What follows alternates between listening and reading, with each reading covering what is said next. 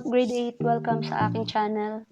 So sa channel na ito, ituturo ko sa inyo ang iba't ibang lesson sa grade 8 mathematics. So for our lesson 1, which covers different types of factoring. So we have number 1, factoring polynomial with common monomial factor. Factoring difference of two squares. The number 3, factoring sum and difference of two cubes. Factoring perfect square trinomial.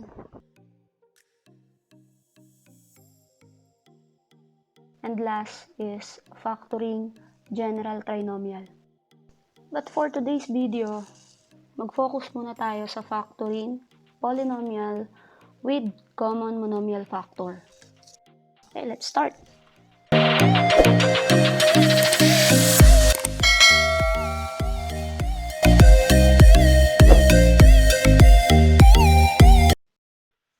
So, paano ba tayo magpa-factor ng polynomial with common monomial factor? So, for that method, we will only follow 3 steps. Number 1, hanapin muna natin yung GCF ng given terms. Number 2, factor out or divide the GCF from each term.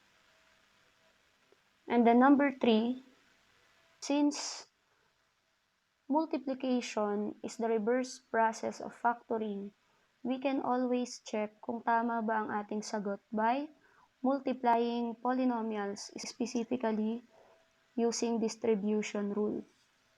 So, para mas maintindihan yung mga steps na sinabi ko kanina, we will have 3 different examples. Tapos, ipapaliwanag kong mabuti kung paano natin siya ipapactor following the 3 different steps. Example number 1, we have 4x plus 10. So, step 1, ang sabi doon, get the GCF of each term. So, tingnan muna natin ano yung mga terms natin. We have 4x and then we have 10. So, ang pagkuha ng GCF, una, kukunin muna natin yung GCF ng mga number or yung numerical coefficient, and then we have the constant. Since wala na tayong variable sa last term. So, this is our constant. And in some given, meron din tayong GCF na variable or yung variable na common dun sa mga terms na given. But in this case, so kung napapansin nyo, meron lang tayong variable sa unang term. Ibig sabihin, pag kinuha natin yung GCF nito, ang magiging GCF lang natin ay number. Kasi yun lang ang magiging common sa kanila. So, first step, ista natin yung mga number. We have 4, then we have 10. So, ano ang GCF ng 4 and 10? Sa pagkuha ng GCF, pwede natin ditong gamitin yung tinuro ni elementary teacher, which is prime factorization, or yung, ang alam natin na tawag ay factor 3. Usually, ginagamit natin yon para wala tayong makakalimutang factor niya. Especially kapag yung ating mga number na given ay masyadong matataas. So, for example, we have 4 and 10. Tapos gusto nyo lang naman na gamitin yung factor 3. We have to write the two number, then get the factor or prime factors. Ibig sabihin, kapag nakuha na natin yung mga number na prime, stop na tayo doon. So, for example, yung 4, ang factor niya ay 2 times 2. Since 2 is already a prime number, encircle na natin siya. Next, we have 10. So, the factors of 10, we can have 2 times 5. So, dito pa lang sa unang factor niya, pareho ng prime. The same with 4. So, after that, lista lang natin yung factors niya, 2 times 2. Then, yung factors ni 10, na pareho sa factors ni 4, itatapat lang natin. We have 2 times 5. Then after that, pipiliin lang natin yung common na factor sa kanilang dalawa. So, we have 2. Aside from that, wala na. But there are cases na meron tayong more than 1 na common factor. So, ang gagawin lang natin doon, kung halimbawa dalawa yung magkapareho, let's say meron tayong 2, tapos meron pang 2 dito, then 2 dito. Sabihin, ang common sa kanila ay 2 and 2. Imumultiply lang natin yon. So, mamaya magbibigay tayo ng sample na merong more than 1 na common factor. But in this case, isa lang. So, ibig sabihin, automatic, ito na yung ating greatest common factor. Then, for our variable, since wala namang common, so, yan na yun. Then after that, after nating makuha yung GCF natin, step number 2, ang sabi doon, divide. So, ibig sabihin, we're going to divide the given in our GCF or to our GCF. Ibig sabihin, step 1, nakuha na natin yung GCF. Step 2, divide. So, 4x plus 10 divided by the GCF. We have 4x divided by 2, we have 2x. Then, positive 10 divided by 2, we have positive 5. Then, after that, ito na yung ating quotient. Step 3, so bago natin i-multiply, kung tama yung sagot natin, i-combine na natin yung dalawang term or dalawang sagot. So, yung ating GCF, siya yung naka-factor out or nasa labas ng ating parenthesis. Then, yung quotient natin yung nasa loob ng parenthesis. Then, after that, step 3, we can check using distributive property or rule. So, we have 2 times 2x, we have 4x. 2 times 5, we have positive 10. Ibig sabihin, kapag minultiply natin to and yung answer ay yung given natin, ibig sabihin tama yung ating factor o yung ating sagot. Next, example number 2. So, in this given, meron tayong 3 terms. And kung mapapansin nyo, meron na tayong variable sa bawat term. So, iisa-isahin natin para makuha natin yung kanyang Common Monomial Factor or GCF.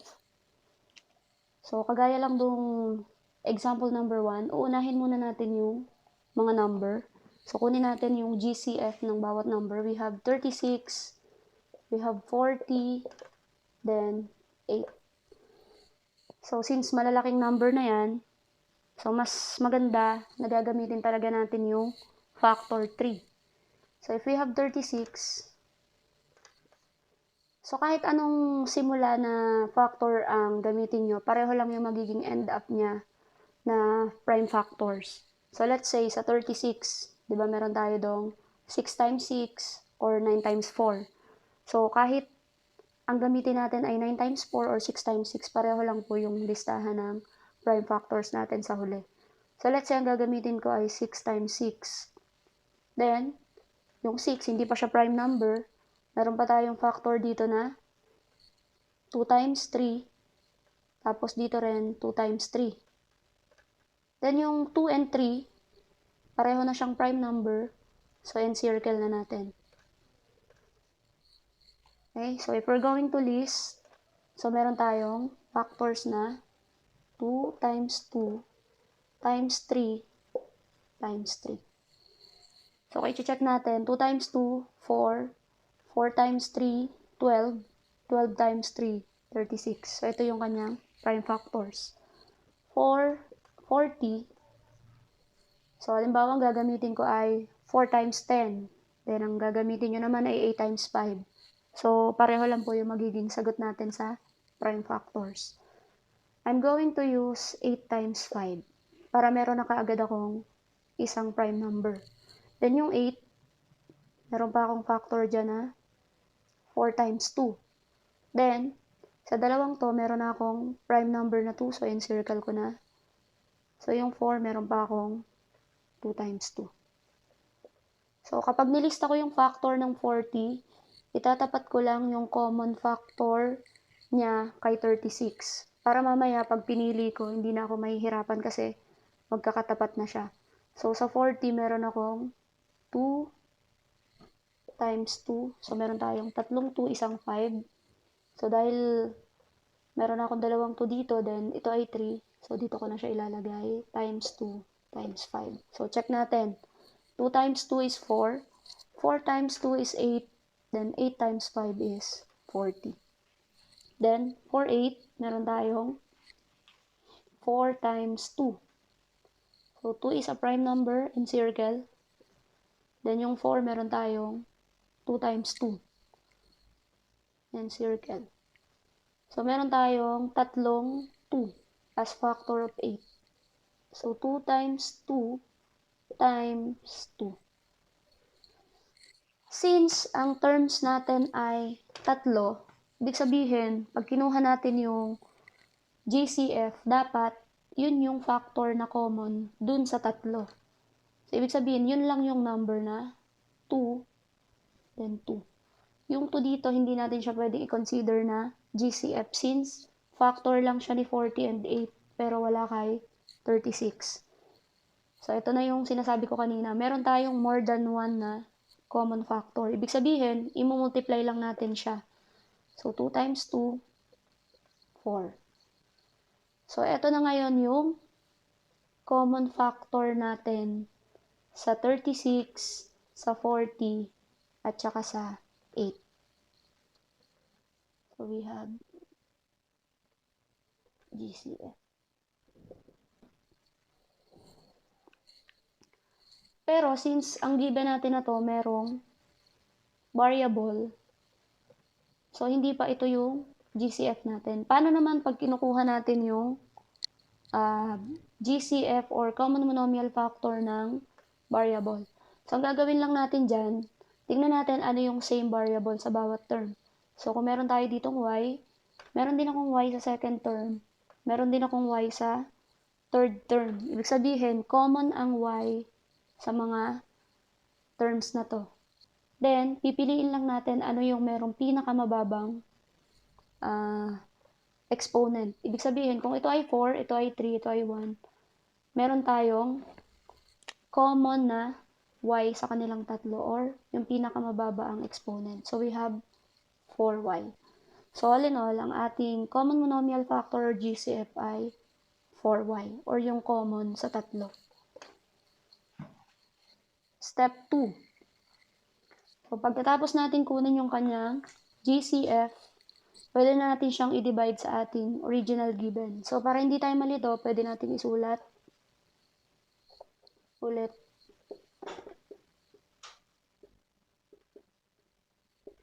Divided by 4y. Next, step 2, i-divide na natin yung nakuha nating GCF sa ating original given. So, kung meron tayong 36y raised to 4 plus 40y cubed minus 8y, di-divide natin siya kay 4y, 1 by 1.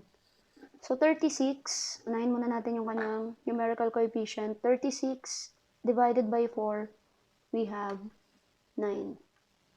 Then, y raised to 4 divided by y. So, in dividing variable, nagsusubtract lang tayo ng exponent. So, if this is 4 and this is 1, so 4 minus 1 is 3. So, we have 9y cubed. Next, 40 divided by 4, we have positive 10. Then, y raised to 3 divided by y, we have 3 minus 1. We have y squared.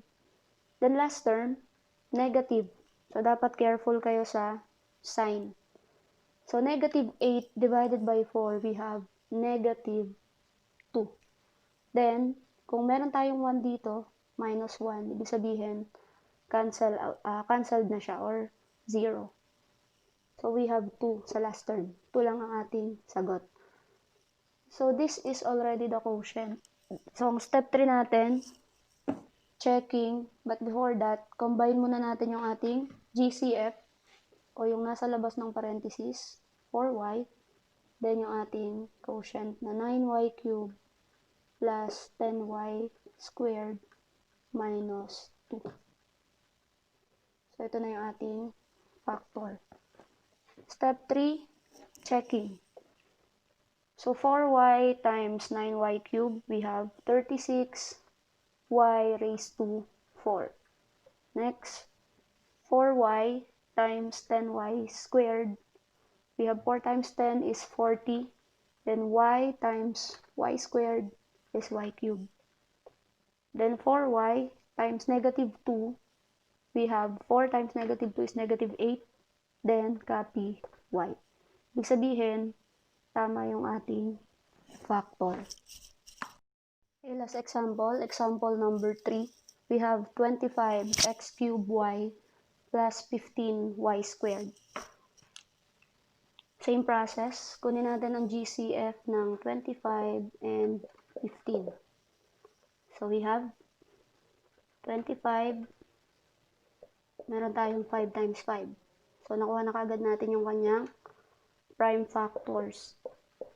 Next is 15.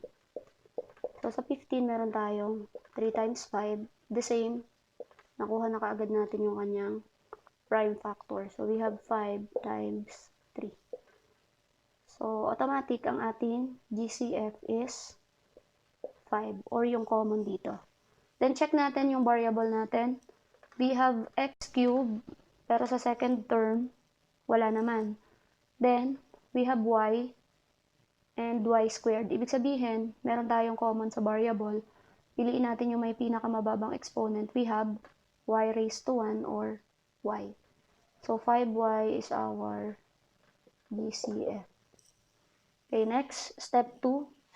Divide 5y to our original given. We have 25x cubed y plus 15y squared divided by 5y. So, we have 25 divided by 5 is 5. Then, since wala tayong x dito, so copy lang natin yung x cubed. Then, y divided by y, 1 minus 1 is cancelled na. So, wala na tayong y. Plus, 15 divided by 5 is 3. Next, y squared divided by y, or 2 minus 1 is 1, or y. Then, after that, combine, we have 5y and 5x cubed plus 3y. Next is checking. So, 5y times 5x cubed, we have 25, copy x cubed and copy y. Then 5y times 3y, we have 5 times 3 is 15. Then y times y is y squared. Ibig sabihin, this is correct.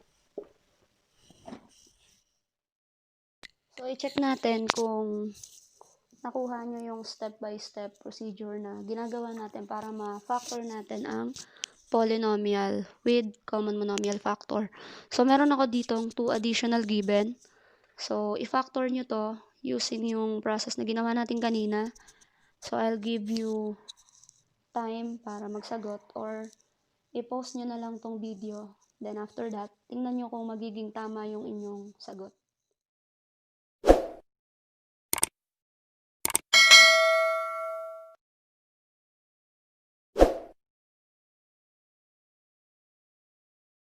For number 1, meron tayong 8xy plus 4xy squared.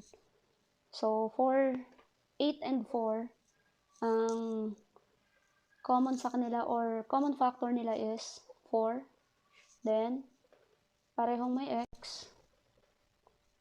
So, ang lowest natin na exponent ay 1. Then, pareho silang may y. Ang lowest exponent natin ay 1. So, we have y. Then, after that, i-divide natin to dito. We have 8xy divided by 4xy. Makakancel na yung ating mga variable. And 8 divided by 4 is 2. Next, plus 4 divided by 4 is 1. Then, since meron tayong variable, kahit hindi na natin isulat yung 1.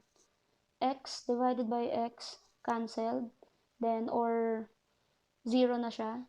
Then, y squared divided by y is 2 minus 1 or y na lang. Ibig sabihin, ito na yung ating pinakasagot. If we're going to check 4xy times 2, we have 8xy. Then, 4xy times y, we have 4x, then y squared. Next, number 2, if we have 12, 9, and 15, ang common factor nila ay, so tingnan nyo dyan sa inyong sinagot, we have, kung same tayo, 3. Next, meron tayong a sa first term, a sa second term, meron din tayong a sa third. And ang kanyang lowest exponent ay 3, 1, and 2. So we have a raised to 1 or a. Meron din tayong b sa first, second, and third. So ang lowest exponent natin ay, so we have 2, 2, and 3. So ibig sabihin, ang lowest exponent natin ay 2. So we have b squared. Next, pag dinivide na natin, we have 12 divided by 3 is 4. Then a cubed divided by a, we have 3 minus 1 or a squared. Then b squared minus b squared or divided by b squared, 2 minus 2 is 0, so cancelled. Cancelled na yung ating b. Minus 9 divided by 3 is 3. Then a divided by a, cancelled. Then b squared divided by b squared, cancelled na rin yung term na b. Then we have plus, ibig sabihin sa second term, 3 lang ang natira. Plus, 15 divided by 3 is 5. A squared divided by a, or 2 minus 1 is a. B cubed divided by b squared is 3 minus 2. We have b raised to 1 or b na lang. So this is already the answer for our given. So check natin kung tama yung ating number 2. So we have 3ab squared times 4a squared. Sa isahin natin, 3 times 4 is 12. A times a squared. So a cubed. Then copy b squared. Next, minus 3 times 3 is 9. Copy yung a. Copy din yung b squared. So tama. Next, 3ab squared times yung last term, which is 5ab. So 3 times 5, 15. A times a squared. B squared times b cubed. So ibig sabihin, tama ang ating sagot. Ayan, so I hope na meron kayong natutunan sa tutorial na ito. So for our next video, i-discuss naman natin doon yung other types of factoring. Thank you!